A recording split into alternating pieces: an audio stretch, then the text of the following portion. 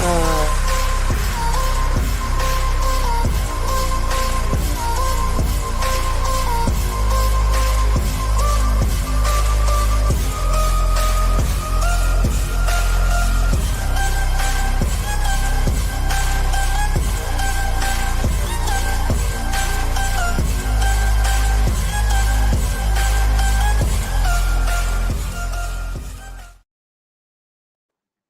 all right. Hey, everybody. I don't know. Krabby, you got to let me know.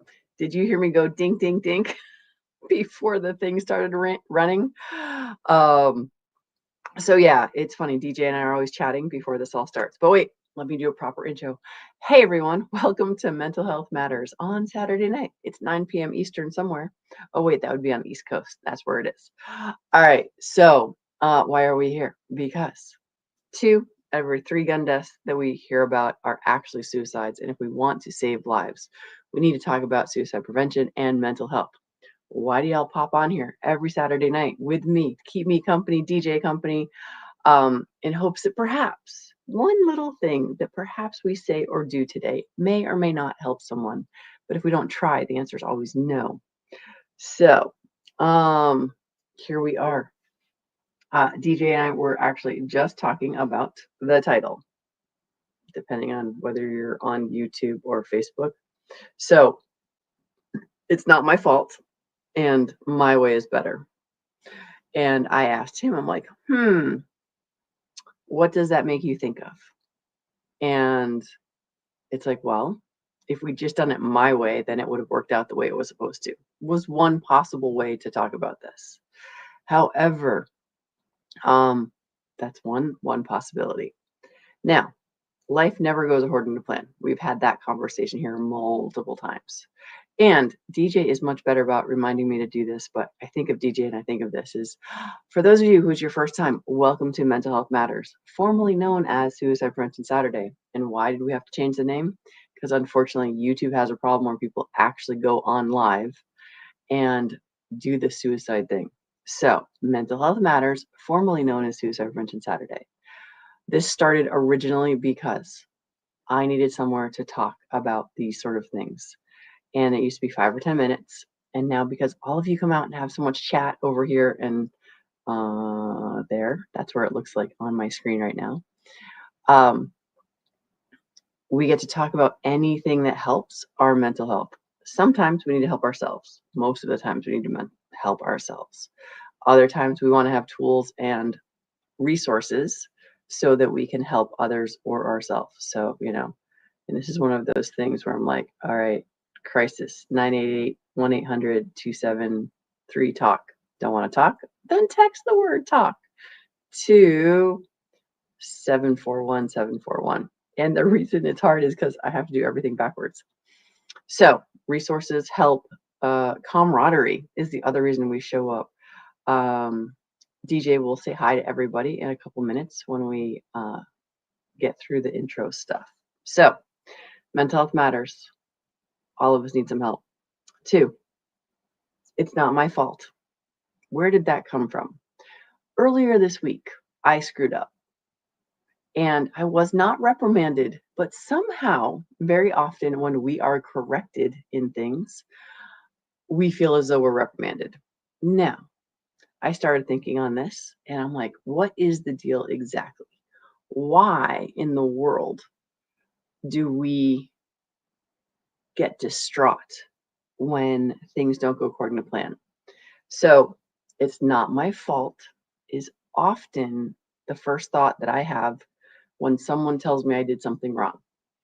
So y'all want to know what I did wrong, don't you? Yeah. All right. My dirty laundry. Ready? I cleaned the fridge. Now, to be fair, this does not happen all the time. So it is kind of like a unique experience. However, because I cleaned the fridge, I threw something out that should not have been thrown out. And I was not reprimanded. I was just asked, did you throw out the tartar sauce? And the answer is yes, I did throw out the tartar sauce. However, I could not remember the last time we actually had fish or fish sticks or anything that would require tartar sauce. So I made the incorrect assumption that that tartar sauce was old. I did not. I repeat, I did not check the expiration date. Now, the horseradish I threw out because, it turns a different color after a while, so you just know by looking. I threw out some other things that, well, when things start growing and are fuzzy in the fridge, that's usually when it's time to get rid of them. So, in attempting to do something good, i.e., clean out my fridge, I distressed my child because my child had gone out and bought said tartar sauce. My child had gone out and gotten fish sticks for himself. And then I threw out, he went and he made his fish sticks and then went to look for the tartar sauce. And I was nowhere to be found because this was early this week when I worked so late. So the next morning, my husband says, "Did you throw out the tartar sauce?" And I said, "Yes." And then I got to learn of the story of my very sad son who did not have tartar sauce for his fish sticks and how sad he was. Now, here's what I noticed about this interaction. I felt bad that I made my son feel bad. I'm sad that I disappointed him by throwing away his tartar sauce. However, I also noticed the feels in here was it's not my fault. In that I don't want to take blame for the thing that I did wrong.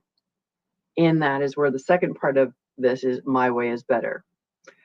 I didn't get there really quick, but the mental health side of things is understanding how, what, and why we do the things that we do.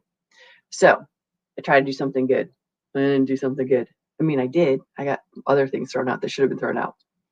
But I disappointed someone in trying to do something good. And so that to me, I noticed tends to be almost like a double whammy because I was trying to do something good, serve the family, clean the house, clean the fridge, take care of things. And then to be told, oh no, it disappointed my kid. And then for my husband to tell me the story. So now I'm embarrassed by twofold because I did something wrong and my kid was upset. And then my husband told me about it. Now, was I being reprimanded? No, not even a tiny bit. It was literally a question. Did you throw the tartar sauce up? I, however, took it like, oh, I have failed. And in going down this little rabbit hole of paying attention to how I was feeling, what I was feeling, and it's just tartar sauce. No one died, right? We have to catch these things because so often we just react. We just react to the thing and we don't notice or we shove it down or whatever. So one of the things I try to bring to you guys is my stories because whenever I listen to the thinkers and the people that know more than me, and they talk about how they've had to change mindset, understanding where they were and where they're going kind of help. So it's not my fault. So ready for the rabbit hole? Awesome. With that, Mr. DJ, I will let you run with the hello to everyone because I have actually hidden the comments. And so as per usual, you get to star them as needed. But so this is my cliffhanger. What do you think? Did I do a good job? Do you want to know the rest of the story? I do want to know the rest of the story. And after I say hello to everybody, I'm waiting with the bated breath style to hear how this ended up. So Krabby Turtle, guess what? He was out there first, as usual, with that pink hand waving. Got Sorry Fan 93 joining us tonight. So is Chasing Ghost. Hello, Texas. Woods, the man from the Great Pacific Northwest, is with us. Gizzard Gary, my neighbor to the south. Hello, Kansas. Hillbilly up, Missouri. Nice to see you. And Georgia, Jamie JH586 in the room. DM Foss checking in from the West Coast. And Charles Snyder III is out on the Facebook side. So that's the crew as it comes in. And now I'm really, really ready to find out what's going on. All right. So, all right. Like I said, being aware of what's going on. So I cleaned the fridge. I thought I did a good thing. My husband brings to my attention that I disappointed my kid. I feel bad because I didn't mean to ruin his dinner. But then I notice that I'm frustrated, sad that I did something wrong while trying to do something good. And I start thinking on this and noodling it a little bit. And hi, Charles, by the way. I know I said I'd call you later, but that didn't happen today. And so I'm thinking on this. It's like, why is that? I had good intentions. It didn't work out the way I expected. So why do I feel mad, frustrated about it, and sort of like, oh, how could I do this? So here is a theory. This is not like textbook or any of that. It's that you and I are tribal creatures. We like being around people that are like us. All the people DJ just called out, I know we're all gun people, right? We either own them or around them, we accept them, that sort of stuff. Now, you don't have to be a gun person to like this.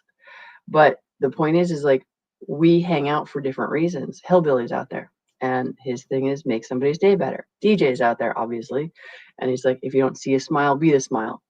We like uplifting things, but the uplifting things usually coincide with something we already agree with. So when I am feeling disappointed, I notice I get mad. And then I'm like, why am I mad? So looking further into this, because we are tribal, we need to be accepted.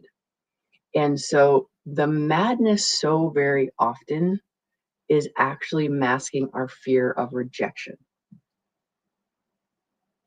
Got it? The madness or anger we have is often hiding our fear of rejection, because we need each other to survive. None of us can do it all unless you've won Survivor, maybe, but that's usually by taking other people out.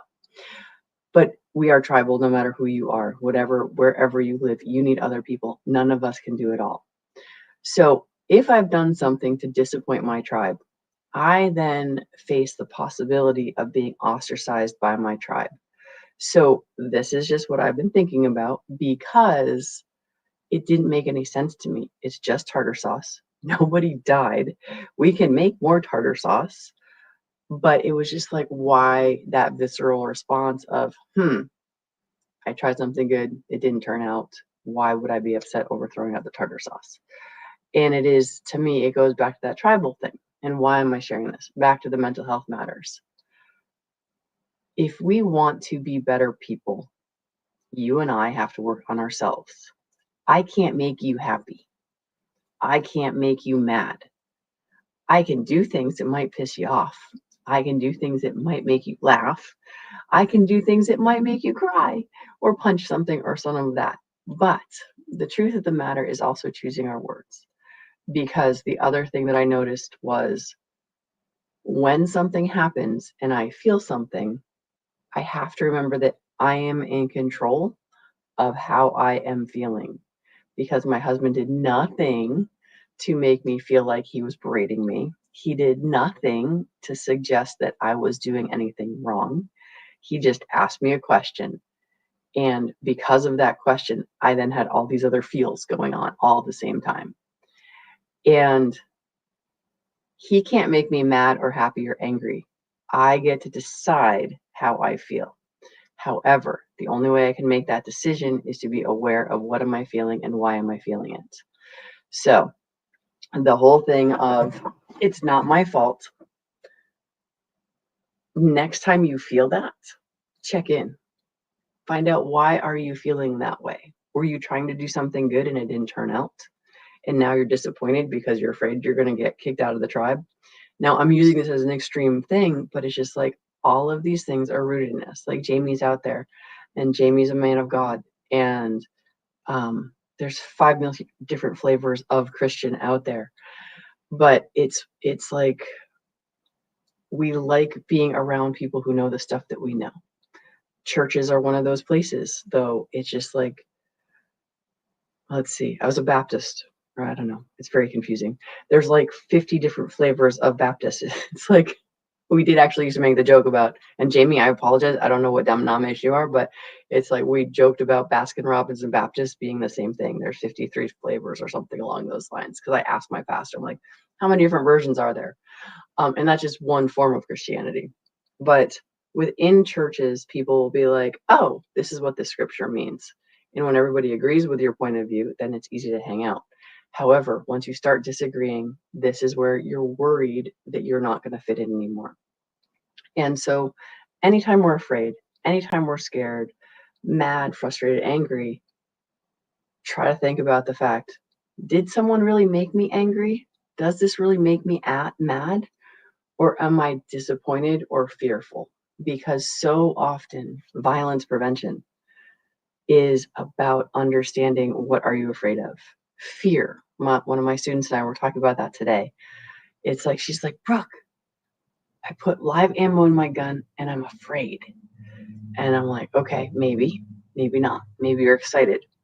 And so I gave her the example of Tony Robbins' story, where he works with performers, and he'll have one performer come up to him and talk to him about how they've got such amazing anxiety, where it's like they're about to go on stage, they have to perform in front of thousands of people, their throat gets tight, their heart starts beating super fast, and they're just so anxious and they can barely breathe, and they're anxious.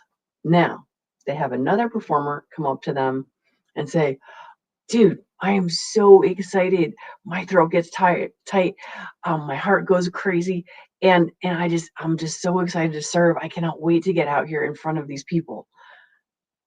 Exact same physical reaction, but each performer gets to choose what words they're using to define that feeling.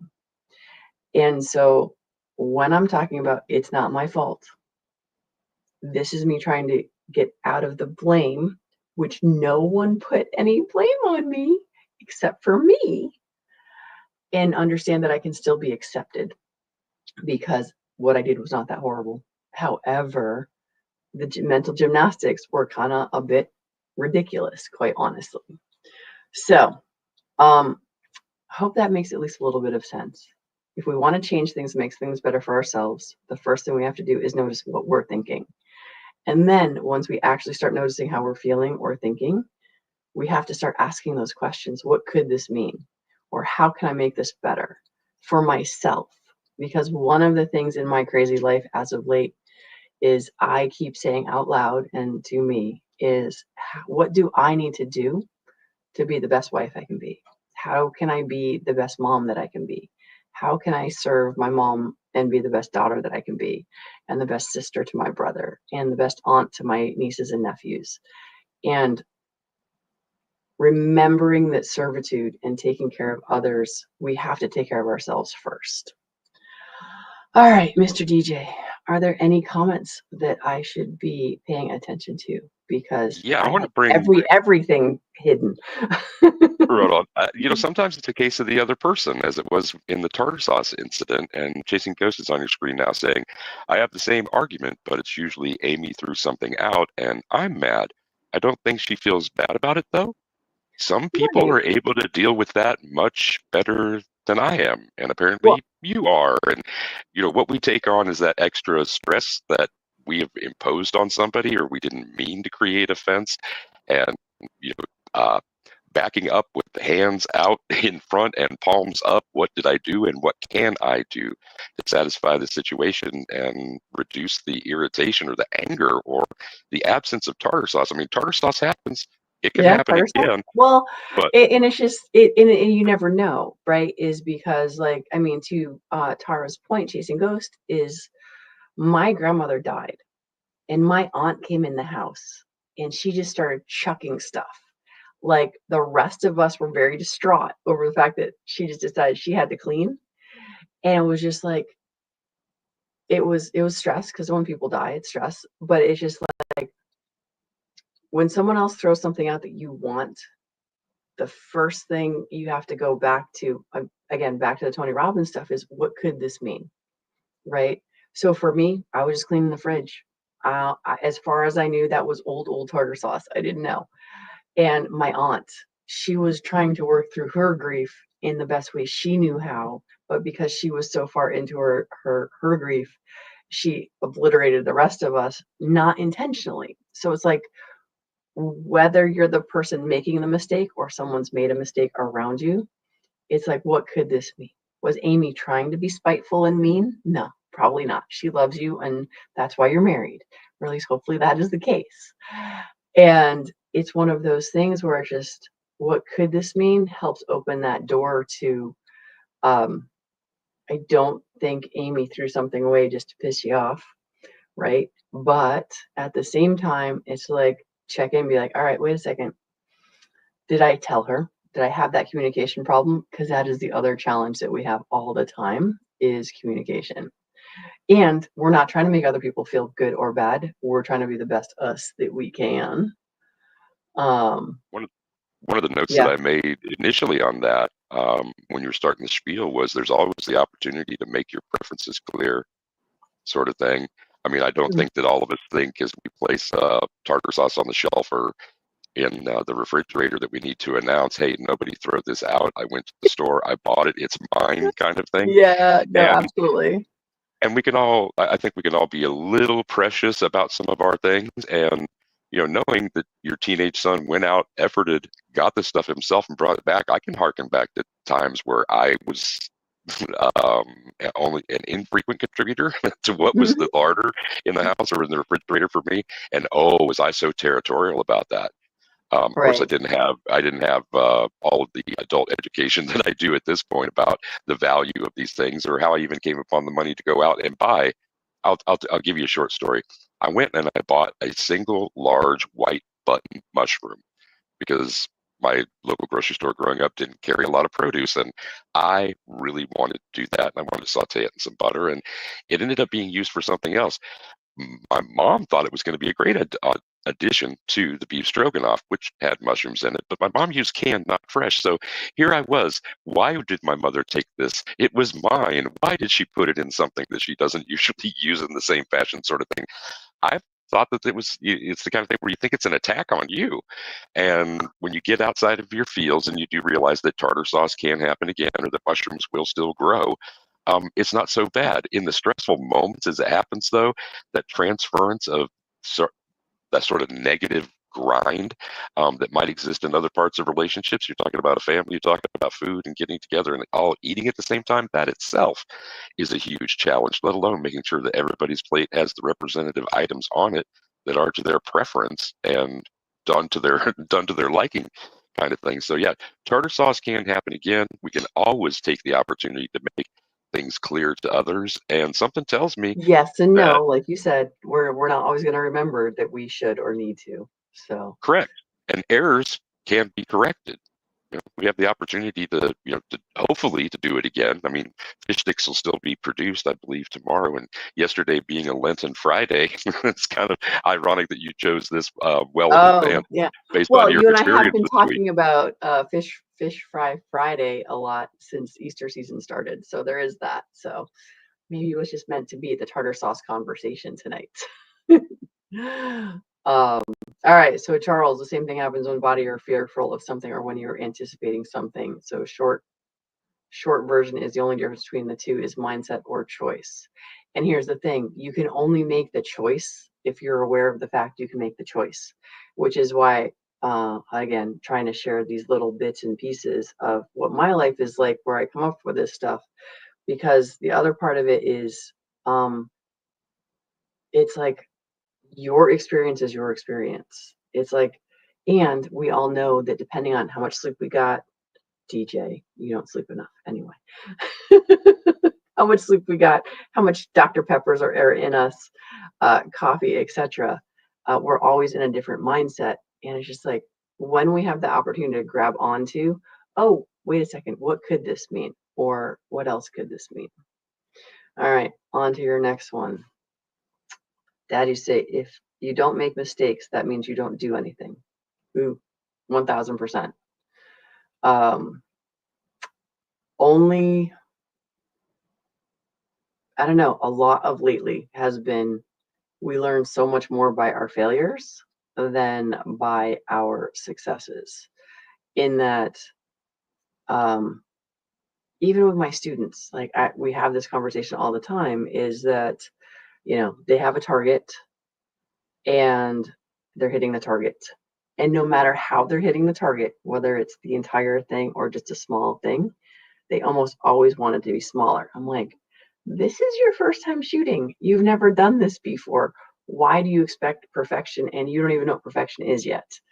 Um, And because there is no such thing, those of us who know about shooting, one of the things that it makes it so amazing is that no matter how good you get, you can always get better. So let's say you started like this and you got smaller and smaller and smaller and smaller and smaller until you have this one little hole in the middle of your target. Well, all we got to do to mess that up is make you go faster and move it further away. And then it goes back out to here again. And you get to refine, refine, refine. And this is the beauty of our mental health. In that, just like shooting, we get to always refine it, make it a little bit better, have that moment of pause, and start paying attention to how we actually are feeling and what we are actually doing. So, is it going to work every time? No, of course not. Um, I would love to say, yes, you just figure this out once and it works every single time. And I think one of my biggest things is just be curious, right? It's like if you find that your friend or your family does something and you're feeling victimized or like they're picking on you or they just wanted to crush you, think about, wait, hold on, hold the phone just a moment. What could this mean? Could it mean you have vindictive people in your life? Yes, yes, of course it could. However, let's give humanity the chance that perhaps that is not the actual case. And even if it is, you can't change them. Whatever they are doing, you have zero control over. However, the internal dialogue that occurs here, which again, have this conversation with my students all the time, what's happening up here and what we're paying attention to, hence the reason I haven't watched the news since 2005 when I got pregnant, because one of you ever watched the news and felt better afterwards? That would be also probably never. But it's just like once you start observing, paying attention to, understanding that, asking the questions, where is this coming from? Where is this going? How can I be a better person? How can I deal with this better? Because we have family and friends that perhaps we don't want to spend time with because of the way we feel. I've got them. Um, and I have friends that and family that I can love on and love them to pieces, but I don't have to spend lots of time with them because I don't have the mental ability to do that all of the time.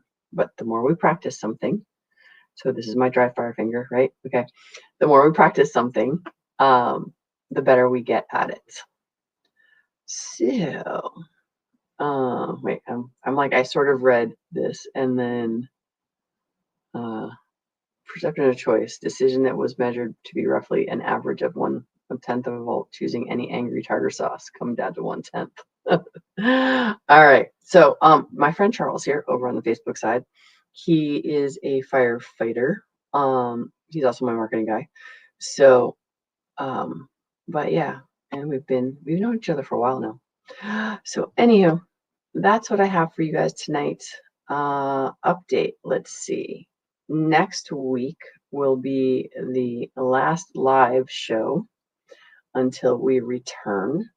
I did already record one show for you guys that will be going out on the 11th. No, that's a Friday. On the 12th, because 9 p.m. Eastern on Saturday, April 12th, I'll be somewhere in the air. I don't know where. But I will not be on here because it'll be 4:30 a.m. Sunday morning before we hit the ground again. Yes, konnichiwa, Charles. So, yeah, sorry. Konnichiwa gozaimasu, if I'm going to be. But, oh, Viejo, nice to see you. And I'm sorry, DJ, do you want to go on with the final thing? Because I know we didn't hear Viejo's, and I'm not sure who else has joined us. I'd be happy to do that, and it was great. I'm glad that you brought up Charles's second comment there. I've forgotten to start that. So on the Facebook side tonight, Charles E. Snyder III was in the room, and on the YouTube side, we had Krabby Turtle, Sorry Fan 93. Listen, I need to do this though. Do I appropriately reply IO to that one? Let me know before we go today. Also had Jason Ghost out there. Woods joined us. So did Gizzard Gary. Hillbilly was out there. Jamie, JH586, and Viejo. So thanks everybody for coming out this week. Bring a friend next week.